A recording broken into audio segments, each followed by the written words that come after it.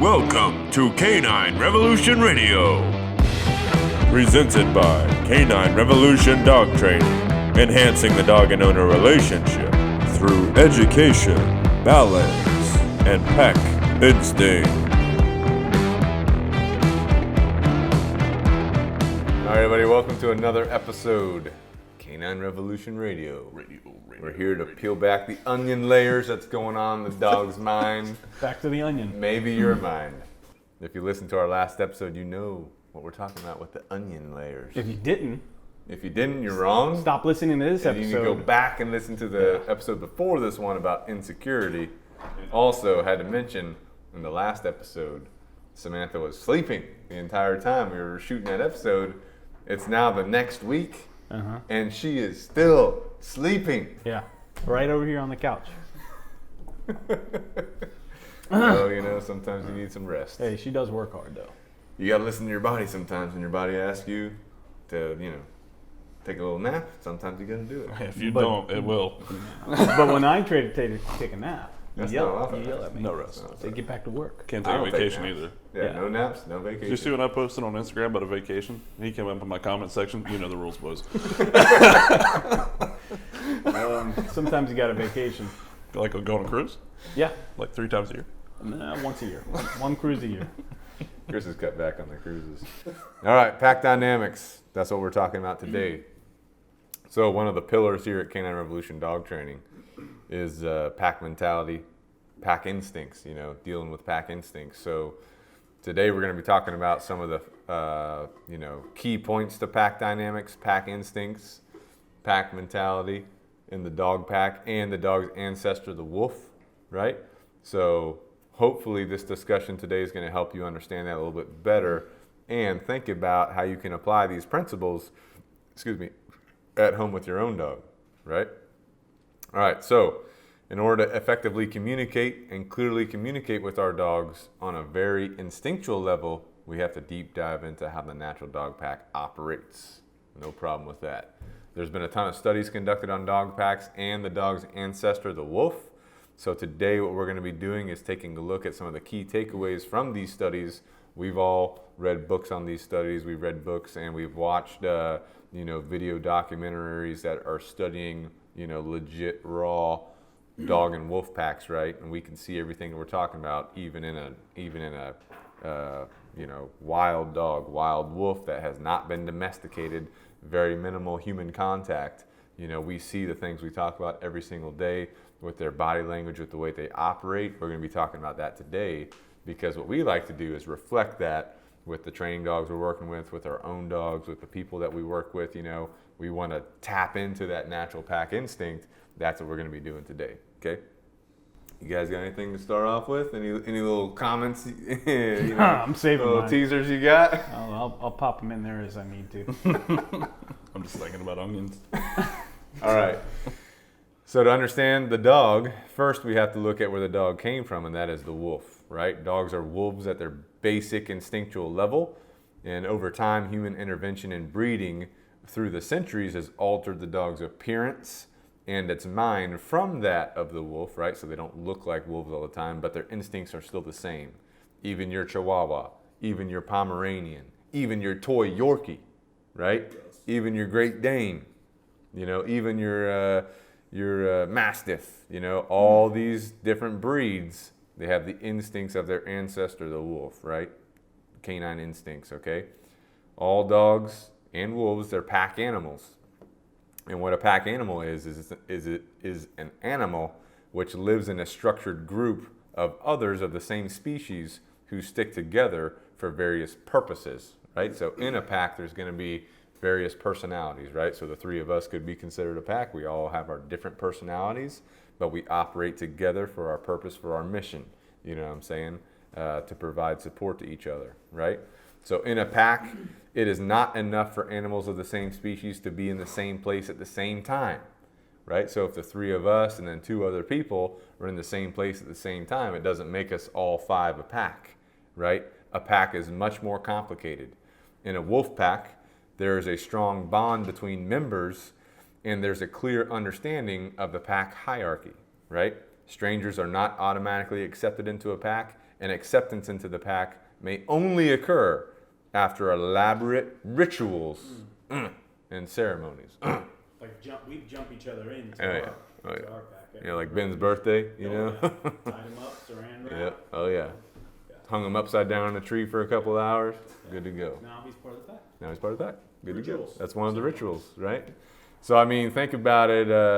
Think about rituals. They apply like across the board in packs, and like your family could be a pack, your workplace could be considered a pack, you know? So, like, the process of acceptance into a pack may sound familiar with something that you're familiar with in a human aspect, you know? So, like the military, for example.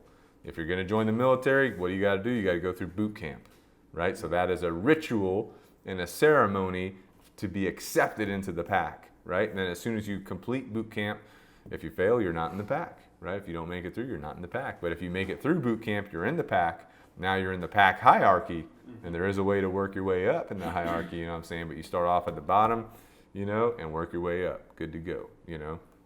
Law enforcement, same thing. They got to go through the police academy, right? If you're going to go to a certain university, right, you got to meet a specific requirement. Maybe you have to have certain grades, you know, whatever. You got certain criteria, you know, and if you don't complete the coursework at that university, you don't get accepted into the pack of alumni. You know what I'm saying? You don't get the ring, or you don't get the certificate, what do they call it? Diploma? Degree? Yeah, degree. He has one, by the way. He has one of those. A pretty complicated one, too. You don't get the degree, you know what I'm saying? So, the certificate.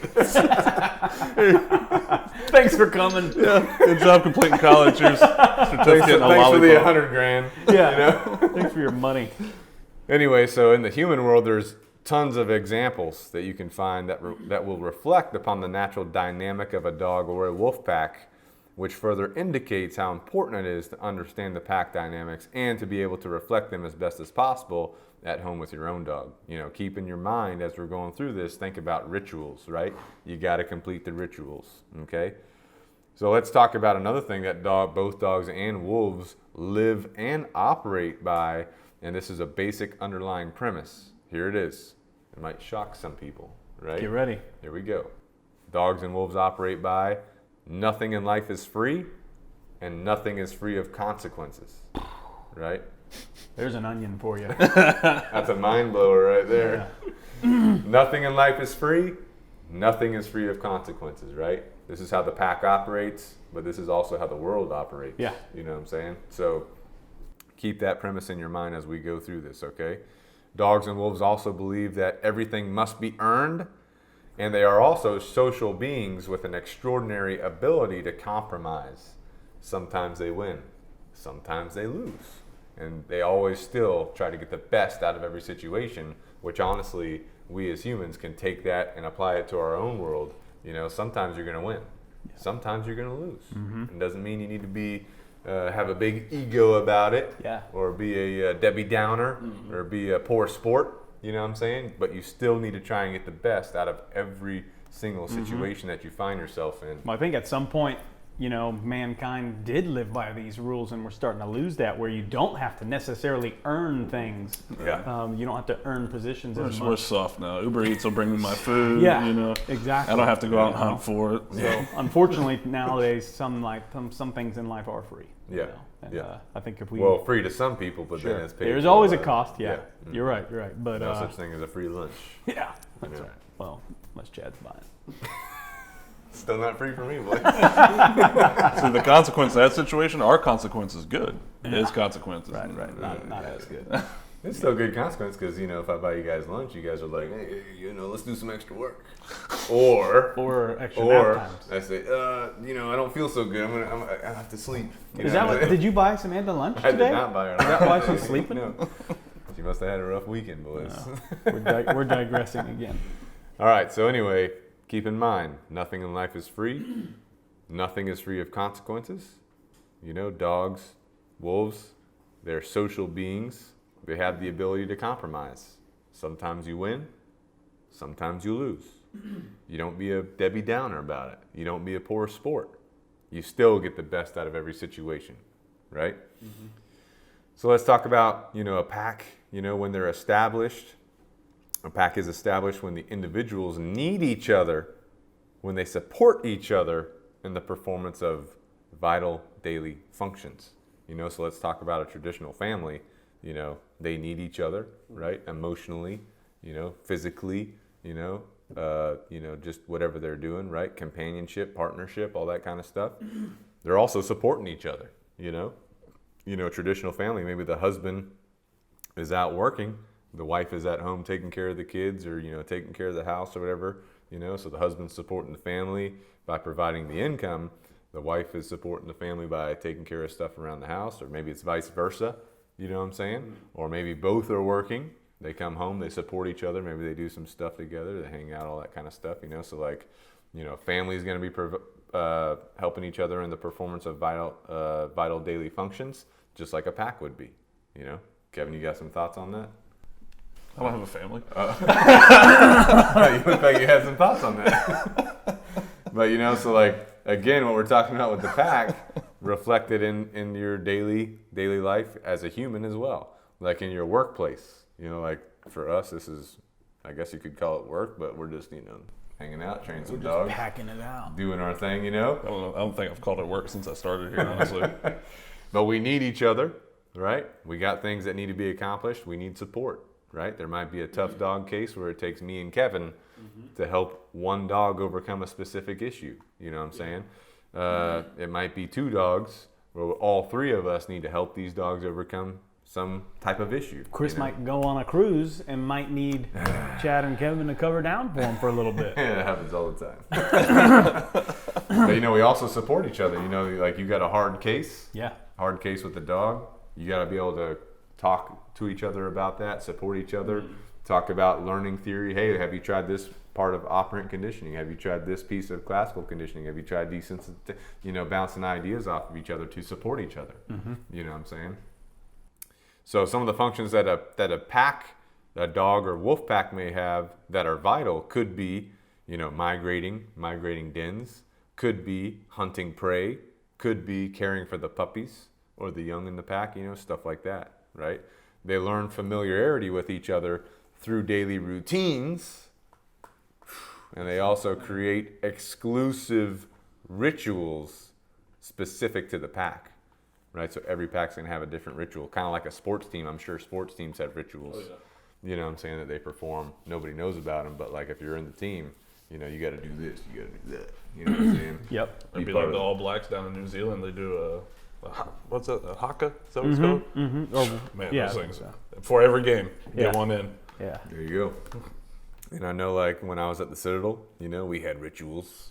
We can't talk about that Can't on talk about camera. those rituals. Rituals, right? All that kind of stuff, you know what I'm saying? So these routines and rituals are very, very important to maintain the relationships of the pack and a stable rank order. As you go up in the hierarchy in a pack, there's going to be a ritual every time you move up, you know what I'm saying? But routine is critical, Many times during a single day, the various members of the pack will assure each other through these rituals that nothing has changed, that dominant and submissive positions are still in existence and stability is maintained. An example of a ritual could be a playtime, when they're playing, even in their play. To someone that doesn't know what they're looking at, it may just look like two dogs or two wolves just going at it, having a good time. Really, they're exerting dominance and submission in play, practicing that, right? Doing that. They're having a good time, but they're still doing that, you know what I'm saying, to maintain stability about their position, stability about the pack, you know what I'm saying? And if two dogs are playing and then they get into a fight, that just means that the play was no longer maintaining that stability, so one amped up to try and maintain that, you know what I'm saying? What do y'all got on that? Anything so far? It can be. You can also see this, like especially if you've ever watched the Discovery Channel or any wolf documentary, whatever, like feeding times. Just like what part of the animal is getting eaten, who's eating first. Are they feeding the puppies before the rest of the pack eats, that kind of stuff. That'd be like another ritual that you see. Oh yeah. That's also showing this dominance and submission as well. So it looks like they're just going to town on a caribou, but really there's other things going on as well where they're maintaining that social order. Yeah, some of the pack members are not able to eat until the higher ranking members have gotten their fill, right?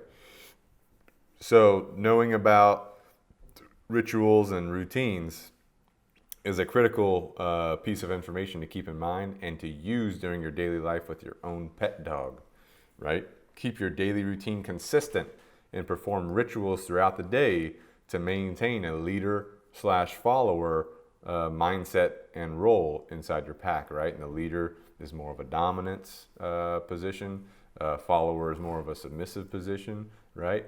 But daily routine, daily rituals throughout the day, that's going to maintain that stability at home with your pet dog. Even if you had no training, if you had a routine, if you had some sort of ritual, right, that you're performing with your dog, that's going to maintain that mindset, tap into pack instinct, right?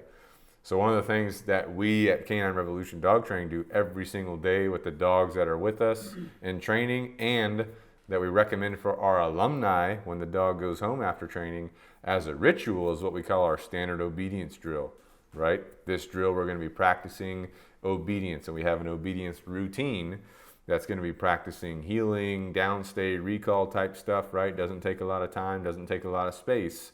But this ritual, this routine is going to maintain appropriate hierarchy positions. It's going to strengthen our bond with our dog. It's going to mentally exercise the dog. It's also going to preserve the muscle memory of those obedience behaviors, right? But if you really think about it, we're tapping into that pack instinct, pack mentality, maintaining leadership, followership. And, you know, it may seem after doing this for weeks, this is boring. It's the same thing. But if you're really thinking about what it's doing, it's a very important piece of your day. You know what I'm saying? To do that standard obedience drill. You know, take your dog out potty, quick obedience drill. It takes 60 seconds. It's not hard. You know what I'm saying? But it's a ritual that reflects the natural instincts that we need to tap into. Well, and you think about it too, like every command you're giving them that they are following is a repetition of them respecting, trusting your leadership. Exactly. Right? So that's why even us as trainers, we're doing the same stuff that we recommend our clients do, the basic obedience drill every single day. You go out with some turns, some downs, some recalls, the same stuff day in and day out, getting repetitions of our leadership. Mm-hmm. All right, so now that we've kind of touched on how a pack might form and some of the key things that a pack is going to do each day to maintain stability, think of this in your head, routines and rituals, right? Keep that in your head, write it on your wall, write it on your mirror. Routines and rituals, routines and rituals. Say it over and over, routines and rituals. Like in a Sharpie? Sure. Some Jocko Whatever you stuff. got to do to remember it. Routines and rituals, you know. Let's discuss rank order in the pack. There's a lot of myths out there about being alpha. You know, what you should do to be alpha. Roll 'em. I'm the alpha, you know. And I hope that this discussion is going to help clear some of that up, okay? So pack animals, they will establish an order inside the group, inside the pack, where each individual has a position in relation to the others. And the purpose of this rank order, this hierarchy, is to prevent fights and daily conflicts, okay? If you know what your role is, if you know what you're supposed to be doing in the pack, you don't need to worry about what so-and-so's doing, right? You don't need to be worrying about nobody else, right? So in a wolf pack or a dog pack, the leader, commonly referred to as the alpha, is normally a strong, powerful, and confident male, okay? There's also often a alpha female who will share overall leadership with the male, but is the number one of all the females, right? So the bond between canine pack members is created, developed, and maintained by the performance of daily survival strategies such as finding prey, catching it, killing it, devouring it, etc. You know what I'm saying? It is when participating in these vital operations that the rank order is established, maintained, or reversed. It can change? It can change. The alpha can lose his position if he is no longer fit to lead, and new pack members may test the alpha to determine if he is still a strong and suitable leader to follow, okay? And we see this all the time at homes that we go to, or pets, you know, part of the family pack. You got your pack at home with your, you know, you got your family, human family, and you got your dog part of the family, you know what I'm saying? And the dog is testing you, seeing if they can get away with this, seeing if they can get away with that, trying to break ritual, right? And the dog is becoming successful at doing that, because maybe we're complacent, maybe we don't feel like following through with what we're asking them to do, maybe we don't feel like actually executing the ritual or whatever. Now the dog's starting to think, hey, they're higher up in the totem pole. You know what I'm saying? They're higher up in the hierarchy, right? So that can be a dangerous hole to fall into, right? You guys have anything to add in that before we keep going here? I mean, this is a continual thing, right? So like even post-training, even our dogs, we train every day. If you get complacent, if you slack off, they're going to test you to make sure you're fit to lead, right? And if you're not, they're going to try to change the hierarchy. They're going to try to be to where they're running the show. So even with training, you can find you're having some issues because this is what dogs do. This is what they're designed to do at the base of the wolf and who they are. They're designed to test that leader to make sure they're fit to lead them. And often that starts out small things. Yep. Start out, see what they can get away with. Big time. Build upon it. Next thing you know, because like we said in the last one, told them to sit. They didn't do it. You let them get away with it. But now you're healing. Now it's off. Sure. Things like that. So. Yeah. Also, your dog is still going to love you. As your dog. Your dog's still going to enjoy being with you, spending time with you. That doesn't mean they respect you as a pack leader. You know what I'm saying? There's a difference, right? All right. So in general, pet owners do not participate in such activities, and neither do their dogs. We're talking about activities like finding prey, catching it, killing it, devouring it. Could you see someone running around the yard chasing a rabbit, chasing some squirrels, and they grab it with their mouth, they drag it around, throw it. You guys don't do that? That's why you and I Vader took are so this tight. stuff literally. Oops. So, in general, pet owners are not going to do that, right? I got one, Vader. I got one. But some do, right? So there are hunting dogs. There are people that do engage in that. So there are some times where you would have that kind of thing going on. Also in the normal general pet home, feeding procedures, they're typically routine, they're mundane, they're boring. It's just put food in a bowl, put it out for the dog, good to go. Or leave a bowl of food. Leave a bowl of food. 24/7. Automatic feeder, constant food in the bowl, all that kind of stuff. What's so funny? Ben laughed at that one. So in this case, what we're talking about here, being in the family pack, the pet home, the dog should regard itself as lower in rank than all human members of the household, and also should not regard children as lower ranking puppies, which is something you got to watch out for as well. You know what I'm saying? What's so funny, man? Why are you looking at Ben? He doesn't have any kids. Busting out. He's just reading the podcast, staring through Ben. Right? So your dog should regard itself as lower in rank than all human members and should not regard children as lower ranking puppies.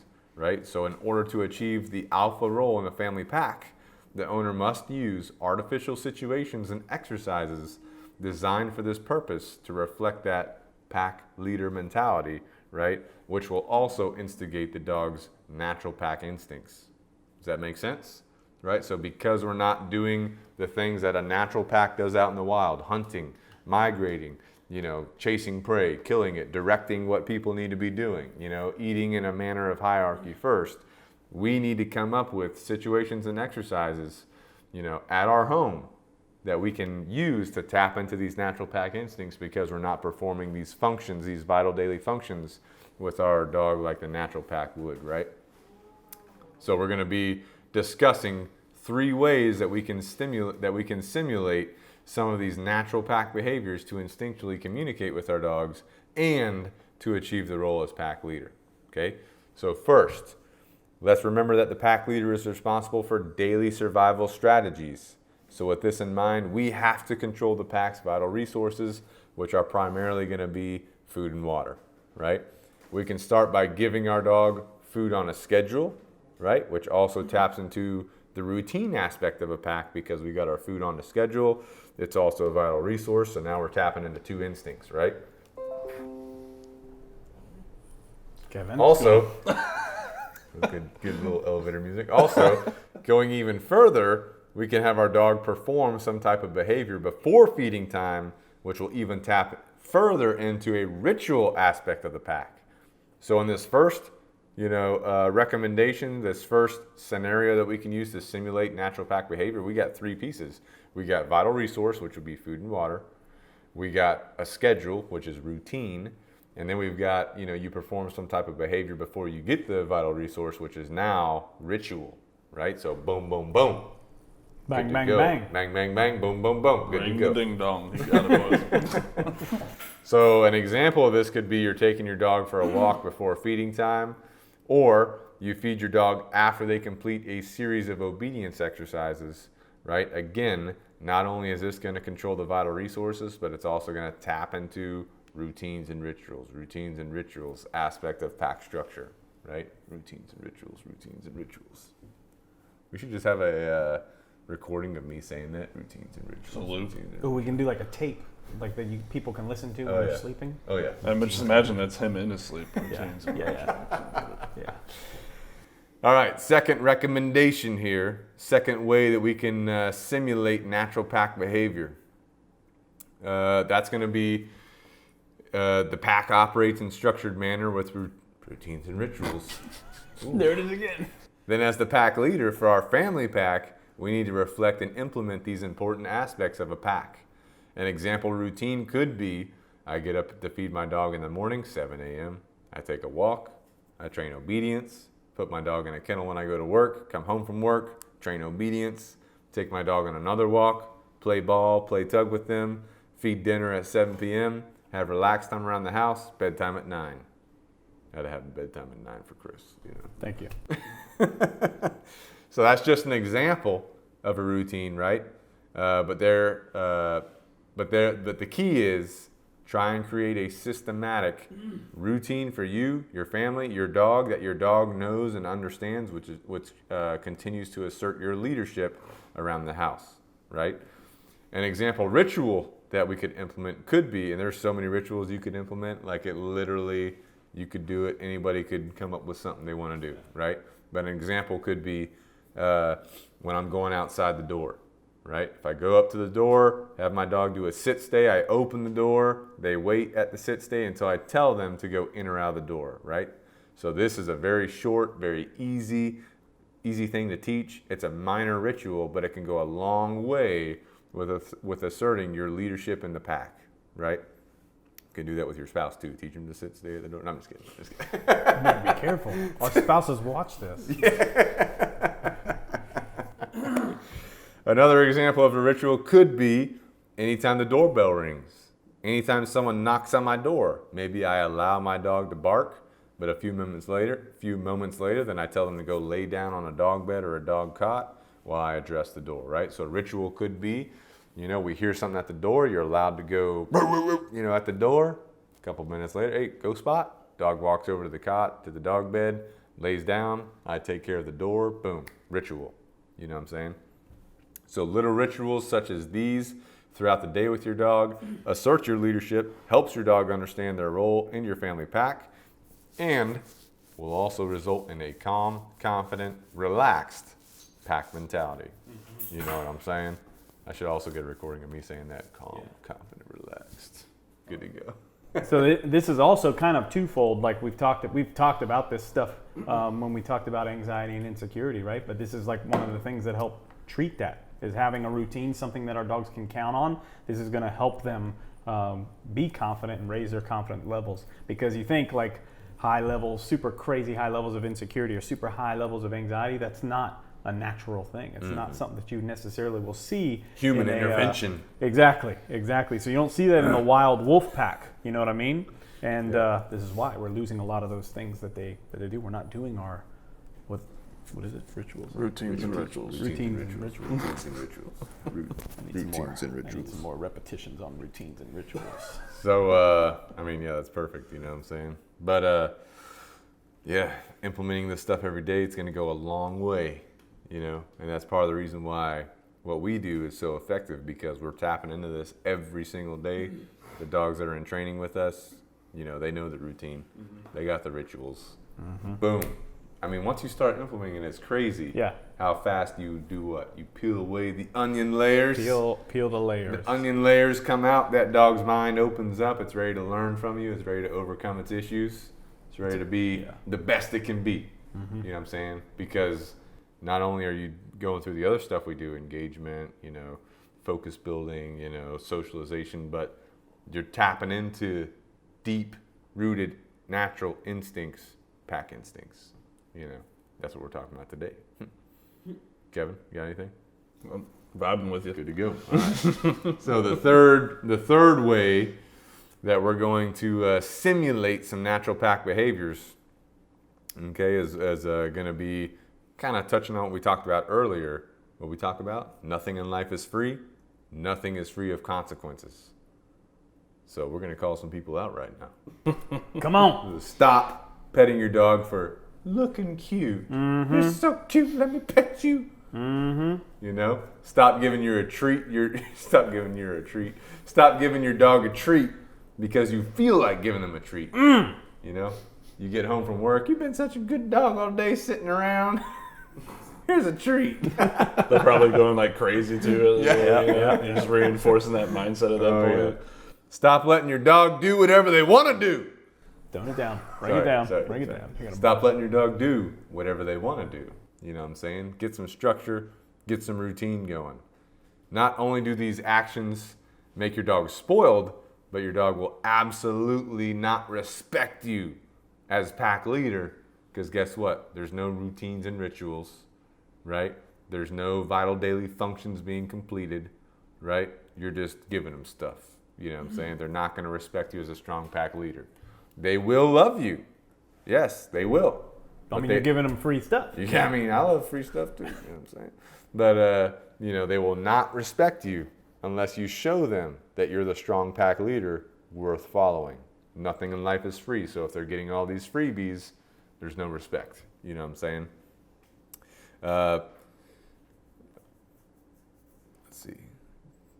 So some ways that we're going to implement this, right? Nothing in life is free. Nothing is free of consequences. Number one, we can reverse some of the things we've been doing. If we've been petting our dog just for looking cute, well, now we can think about this. Pet our dog when they're doing something that we've asked them to do and on our terms. You know what I'm saying? If I'm sitting on my couch and my dog walks up to me and, shoves their head into me, demanding attention, and I give it to them, you know what I'm saying? Not a strong pack leader. Who's in charge of that situation? Exactly, So you can pet them on your terms when they've done something you've asked them to do. So if I'm sitting on the couch, dog walks up, shoves their head into me, dogs sit, they sit. And now on my terms, I decide I'm going to pet them. Sure, I could pet them. But if I tell them to sit, they sit. I could say, good, see you later. You know what I'm saying? Go off and do something. You know what I'm saying? So not every time will you pet them, Give your dog a treat for being calm. Not if they're barking at other dogs. Not if they're pulling on a leash. And give your dog free time to hang out and do as they please within reason if they have performed for you at least over 90% adherence to what you've asked them to do throughout the day without repeating yourself. You know what I'm saying? So I've seen a ton of people, they're out there, their dog is barking at other dogs, and they're saying, good boy, and they're handing them treats, and the dog's, so the dog's just getting reinforced for going crazy at other dogs, right? And that's not a calm mentality, and also it's not strong leadership from a dog's perspective. That dog thinks that it's taking leadership in that situation, you know what I'm saying? Or if the dog's pulling on a leash and I'm giving them food for pulling on the leash, you know what I'm saying? Not only are we reinforcing the leash pulling, but we're also essentially removing ourselves as leader.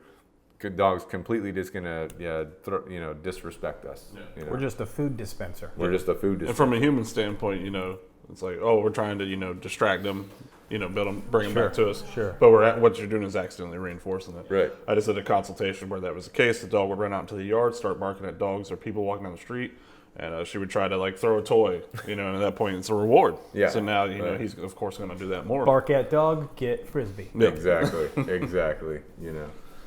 And then also just letting your dog hang out around the house, do whatever they want within reason. Obviously, things that are not reasonable, like jumping, barking, biting, that kind of stuff, are not going to allow. But, if they've performed for me over 90% throughout the day without me repeating myself, sure, I could give them free time to walk around. That's a privilege you're going to earn. You know what I'm saying? So that's going to allow me to implement some routine and ritual into my daily life with my dog. Just think about it like this. Everything has to be earned from your dog, right? Remember how the dog thinks. Nothing in life is free. So everything that they are doing, they've got to earn, right? Nothing is free of consequences either.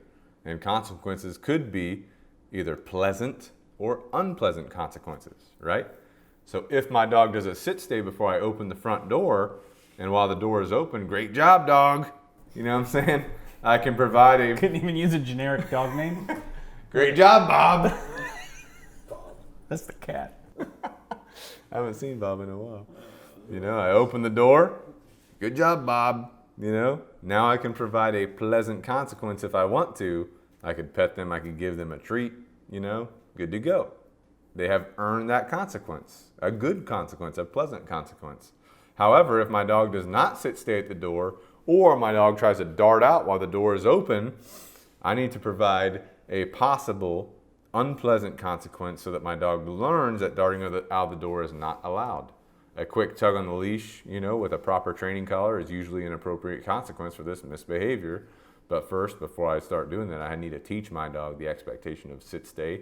And we're not going to go through the process of doing that. We've talked about that before. But today we're talking about pack mentality, you know what I'm saying? But like, if I have taught that, now I'm fair to give them the unpleasant consequence of a quick tug on the leash, right? But anything I expect my dog to do, I need to teach it to him before I provide an unpleasant consequence. And that's go ahead. Well, in that scenario, if you haven't taught that, like you could, the pleasant consequence could be your dog just simply wants to go outside, right? Yep. So I could just close the door. Hey, you're not going outside. Now that's an unpleasant consequence in that scenario without if I haven't taught a leash correction or anything like that. Right. And like in the natural dog pack too, you know, they're not just going to correct you out of nowhere. Yep. They're going to teach you from raising you to a puppy to a young dog.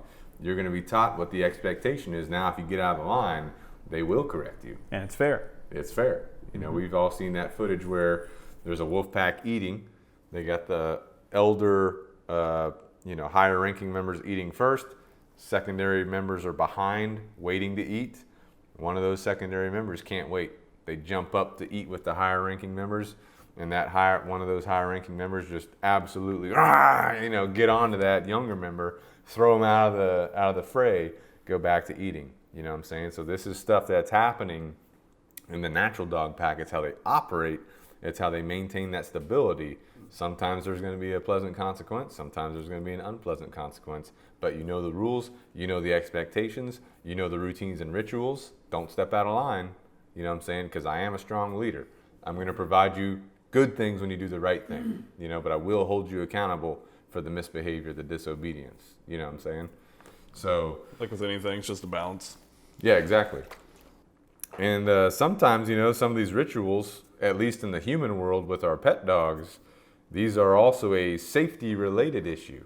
You know what I'm saying? Like the sit stay at the door. If my dog thinks they can just run out the door, you know, one day they could run out the door into the street, get hit by a car. You know what I'm saying? Not cool, obviously. So not only is the routine important to assert your leadership, maintain stability in the pack, but it's also important for the safety of your dog. It's important for your dog to view you as a pack leader. That's a safety-related issue too, because if you say something, your dog's not doing it, maybe it's a dangerous situation. Your dog doesn't know that, but you can see that. If your dog, respects you as pack leader, now they're adhering to you. Boom, leadership, critical. You know what I'm saying? Anyway, going off on the tangent. So, not only are these routines and rituals important to assert and maintain your leadership in the pack, but it's also to maintain and ensure the safety of the pack, right? The pack safety should be your priority as the leader, right? All right, so understanding how a dog or wolf pack operates can greatly assist us in developing and working with our pet dogs at home, right? Do you guys have anything you want to add to our discussion so far? I would just say, hopefully after hearing this, you guys start to pay attention. You know, in your daily lives with your dogs, they are always learning. They are always looking at your leadership and learning about your leadership. You know, and we talked about obedience, or if I've got a heel position, and my dog deviates to go check something out, and I correct them. They just learned something about my leadership. But also, if I don't correct them, they've also learned something about my leadership as well. Right? Yeah. So I would say just be mindful of every little thing that you're doing day in and day out, so that you are perceived as a strong leader that is trustworthy in your dog's mind. And pay attention to them. Yeah. They're always communicating with you. Yep. Just got to know what you're looking for. So reflecting, you know, pack mentality, pack dynamics, pack instincts, super important with every pet dog, you know, from our perspective. But even more important for those people that may be struggling with a highly dominant dog. That dog really needs this stuff, you know, even more so than the normal pet dog, right. You know what I'm saying? But, you know, pack instincts, pack mentality, this kind of stuff can also help us in our families. If we're raising children, we can apply these principles, right? At work, we can apply these principles with our coworkers, right? The principles of communication, routine, ritual, controlling vital resources. Be careful trying to control your spouse's, food.